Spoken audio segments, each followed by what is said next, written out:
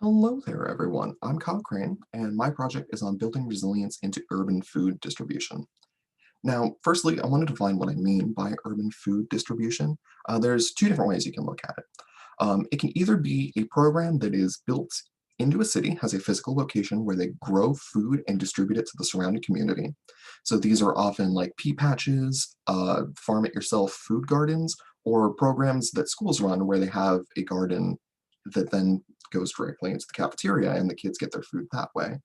But it can also be programs that grow food outside the city and then bring them into a local food distribution center and give them away from there. That's most often what we see with food banks that actually grow their own food as opposed to taking donations.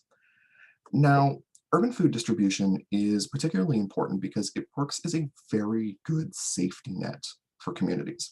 Industrial scale farming is incredible at making huge amounts of food, but it tends to have some coverage problems. And if something goes wrong, it tends to go catastrophically wrong. We've seen this a lot with COVID, where maybe some people can't work a farm for a couple months, and then entire grocery stores start running out of products because there's so few distributors that when the suppliers aren't making it, there's no one really to pick up the slack and the system starts to fall apart. Urban food distribution really shines in these particular instances because it's local and it's easy to get to. If you miss a paycheck and you need to keep your kids fed, you can just go down the street and you can go pick up something at a local pea patch. If your grocery stores aren't getting supplied, you have food right there that your community is working on. You can just go pick up. It's great in a case of emergencies. So specifically what my research is I want to check into how urban food distribution works under pressure. If this is going to be a safety net for communities, it needs to be a good one. It needs to work at all times. It's not acceptable for a family that's missing a paycheck and needs to keep their kids fed to go to one of these places and then to get turned away because, oh, sorry, we're a little overloaded right now. People often come to these because it's the last option they have to keep their family fed. So having them not work for a little bit is not acceptable. We need to make sure that they are resilient. Specifically, that means that they can take a hit and they can bounce back by themselves. Because we need to make sure that these programs are up and running at all times. So what I did is I worked with homegrown organics, which makes your yard into a productive garden for individual clients.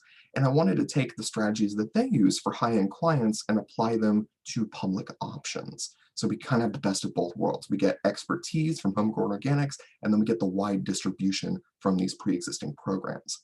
So on the right here, I've got a list of problems and a list of potential solutions. And then the pictures down here are examples of how Homegrown Organics has addressed these issues that I bring up, with the number corresponding to which issue we're talking about here. So the number one issue that I ran into in my research is a lack of community support leading to neglect. These sorts of programs are often nonprofits, so they don't really have the money to pay someone to come in and take care of the plants for them if community members don't come in and volunteer. That's not something you can really get around. At the end of the day, you need people on the ground growing food. And so if people aren't interested in doing that, the program doesn't work. We particularly see this a lot in schools because schools will originally announce that they're going to make a garden for the kids. Everyone gets excited, the parents donate, the kids spend their time, it gets built, and the kids love it. But then the kids graduate, and the next group of kids that come in aren't necessarily as interested in the project because they didn't have a hand in making it. And then the duty of maintaining it falls on the teachers, or the school has to put out money to pay someone to come in and take care of it, and the system tends to fall apart from there. Homegrown Organics specifically makes gardens that are easy to maintain, and I think that's something that we should look for a lot, because if the work's easy, people aren't going to have that barrier of thinking they're not physically capable. This particular picture shows raised gardens that are like chest height, so you can just kind of lean in and do that instead of having to be on the ground and working. So that makes it a lot easier for people to be a part of this. And that's something that we really want to look for in urban food distribution. It works best as a community center. If people are interested in coming in, working together, and getting the food made and giving it out to their community, that's when it runs smoothest. It should act as a community center when it's working optimally. So making it accessible to everyone and making sure that everyone can actually have a say in it is a great way of making sure that they stay running.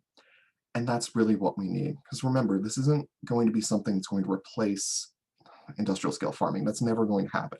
It needs to be something that's always there as a safety net. So if people are falling on hard times, they have that support and they can make sure that their families stay fed.